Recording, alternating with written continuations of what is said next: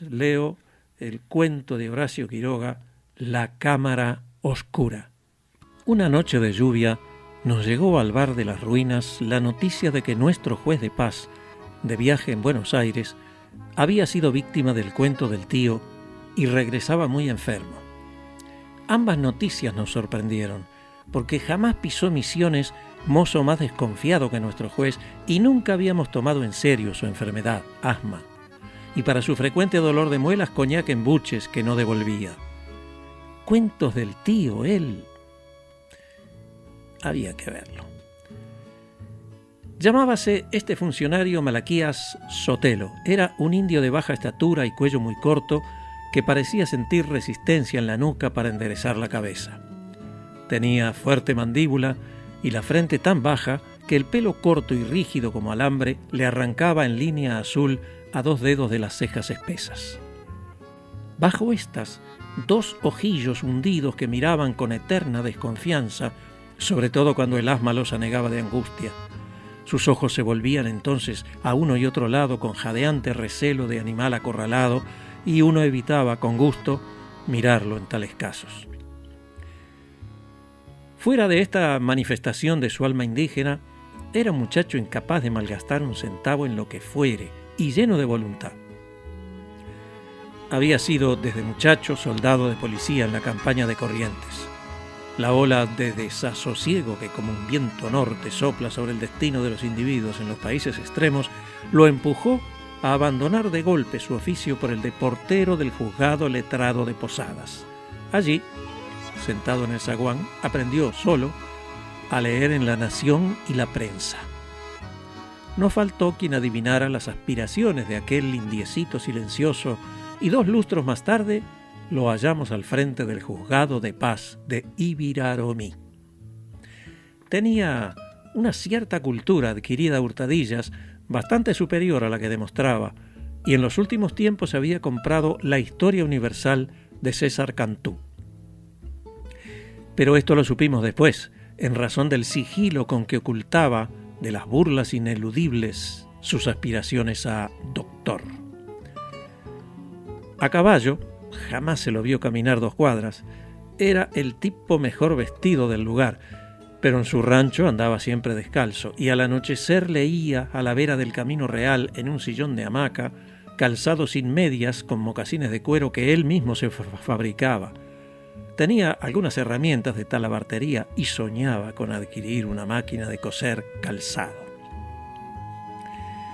Mi conocimiento con él databa desde mi llegada misma al país, cuando el juez visitó una tarde mi taller a averiguar, justo al final de la ceremoniosa visita, qué procedimiento más rápido que el tanino conocía yo para curtir cuero de carpincho, sus zapatillas, y menos quemante que el bicromato.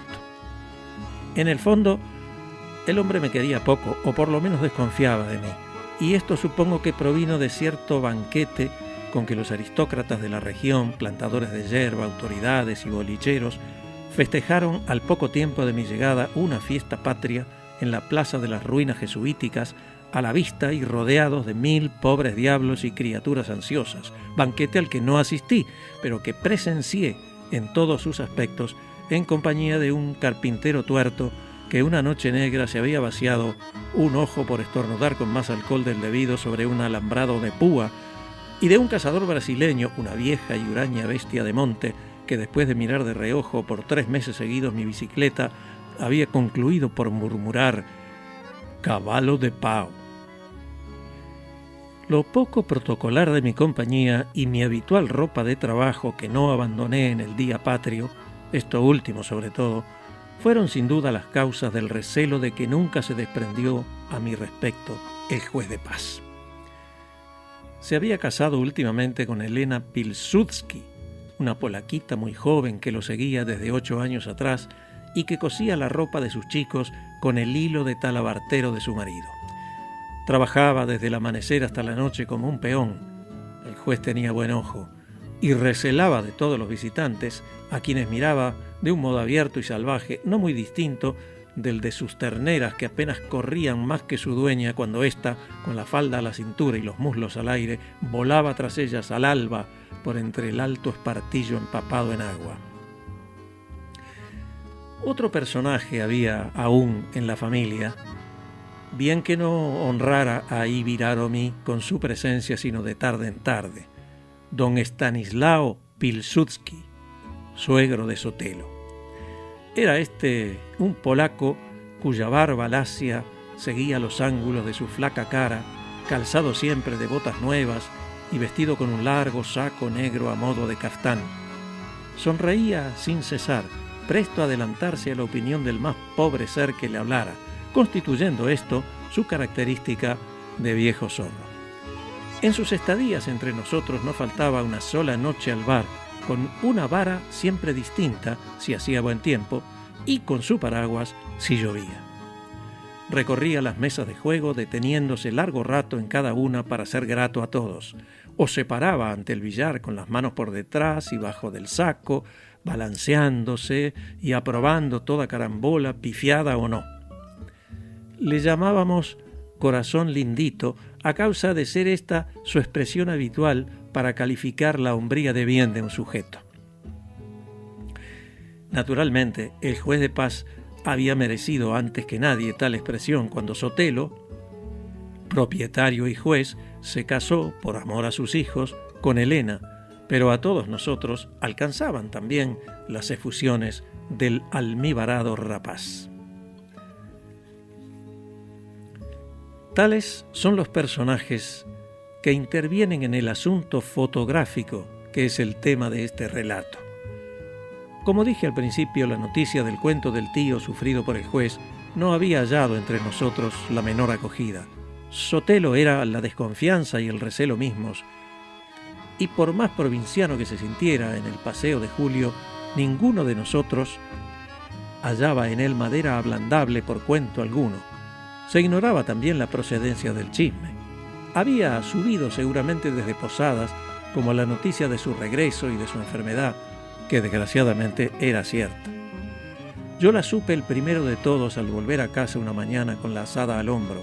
Al cruzar el camino real al Puerto Nuevo, un muchacho detuvo en el puente el galope de su caballo blanco para contarme que el juez de paz había llegado la noche anterior en un vapor de la carrera al Iguazú y que lo habían bajado en brazos porque venía muy enfermo y que iba a avisar a su familia para que lo llevaran en un carro. ¿Pero qué tiene?, pregunté al chico. Yo no sé, repuso el muchacho, no puede hablar, tiene una cosa en el resuello. Por seguro que estuviera yo de la poca voluntad de Sotelo hacia mí y de que su decantada enfermedad no era otra cosa que un vulgar acceso de asma, decidí ir a verlo. Ensillé, pues, mi caballo y en 10 minutos estaba allá. En el Puerto Nuevo de Ibiraromi se levanta un gran galpón nuevo que sirve de depósito de yerba y se arruina un chalet deshabitado que en un tiempo fue almacén y casa de huéspedes. Ahora está vacío, sin que se halle en las piezas muy oscuras otra cosa que alguna guarnición mohosa de coche y un aparato telefónico por el suelo. En una de esas piezas encontré a nuestro juez acostado, vestido en un catre, sin saco.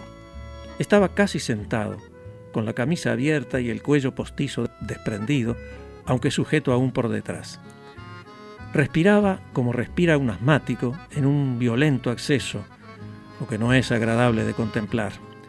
Al verme, agitó la cabeza en la almohada, levantó un brazo que se movió en desorden y después el otro que se llevó convulso a la boca, pero no pudo decirme nada. Fuera de sus facies, del hundimiento insondable de sus ojos y del afilamiento terroso de la nariz, algo sobre todo atrajo mi mirada. Sus manos, saliendo a medias del puño de la camisa, descarnadas y con las uñas azules, los dedos lívidos y pegados que comenzaban a arquearse sobre la sábana. Lo miré más atentamente y vi entonces, me di clara cuenta de que el juez tenía los segundos contados, que se moría, que en ese mismo instante se estaba muriendo. Inmóvil a los pies del catre, lo vi tantear algo en la sábana y, como no lo hallara, hincar despacio las uñas. Lo vi abrir la boca, mover levemente la cabeza y fijar los ojos con algún asombro en un costado del techo y detener allí la mirada, hasta ahora fija en el techo de zinc por toda la eternidad. Muerto. En el breve tiempo de 10 minutos, yo había salido silbando de casa a consolar al pusilánime juez que hacía buches de caña entre dolor de muelas y ataque de asma, y volvía con los ojos duros por la efigie de un hombre que había esperado justo mi presencia para confiarme el espectáculo de su muerte. Yo sufro muy vivamente estas impresiones. Cuantas veces he podido hacerlo, he evitado mirar un cadáver. Un muerto es para mí algo muy distinto de un cuerpo que acaba simplemente de perder la vida. Es otra cosa, una materia horriblemente inerte, amarilla y helada, que recuerda horriblemente a alguien que hemos conocido. Se comprenderá así mi disgusto ante el brutal y gratuito cuadro con que me había honrado el desconfiado juez. Quedé el resto de la mañana en casa, oyendo el ir y venir de los caballos al galope, y muy tarde, ya cerca del mediodía, vi pasar en un carro de playa tirado a gran trote por 3 mulas a Elena y su padre, que iban de pie saltando, prendidos a la baranda. Ignoro aún por qué la polaquita no acudió más pronto a ver a su difunto marido. Tal vez su padre dispuso así las cosas para hacerlas en forma. Viaje de ida con la viuda en el carro y regreso en el mismo con el muerto bailoteando en el fondo. Se gastaba así menos. Esto lo vi bien cuando a la vuelta, Corazón Lindito hizo parar el carro para bajar en casa a hablarme moviendo los brazos. «Ah, señor, qué cosa. Nunca tuvimos en Misiones un juez como él, y era bueno, sí, lindito corazón tenía. Y le han robado todo aquí en el puerto. No tiene plata, no tiene nada». Ante sus ojeadas, evitando mirarme en los ojos, comprendí la terrible preocupación del polaco que desechaba, como nosotros, el cuento de la estafa en Buenos Aires, para creer que en el puerto mismo, antes o después de muerto, su yerno había sido robado. «Ah, señor», cabeceaba, «llevaba 500 pesos. ¿Y qué gastó? Nada, señor. Él tenía un corazón lindito y trae 20 pesos. ¿Cómo puede ser eso?». Y tornaba a fijar la mirada en mis botas para no subirla hasta los bolsillos del pantalón, donde podía estar el dinero de su yerno. Le hice ver a mi modo la imposibilidad de que yo fuera el ladrón, por simple falta de tiempo, y la vieja Garduña se fue hablando consigo misma.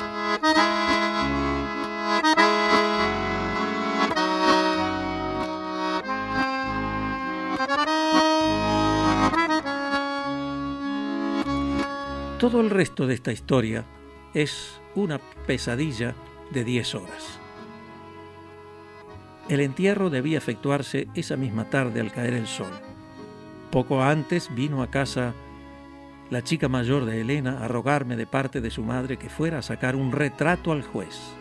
Yo no lograba apartar de mis ojos al individuo, dejando caer la mandíbula y fijando a perpetuidad la mirada en un costado del techo, para que yo no tuviera dudas de que no podía moverse más porque estaba muerto.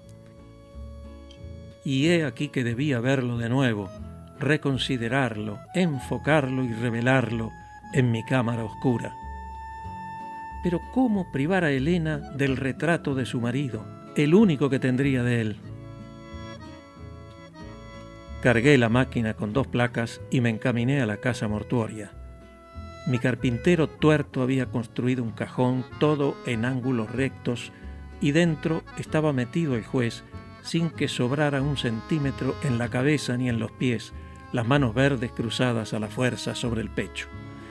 Hubo que sacar el ataúd de la pieza muy oscura del juzgado y montarlo casi vertical en el corredor lleno de gente, mientras 2 peones lo sostenían de la cabecera.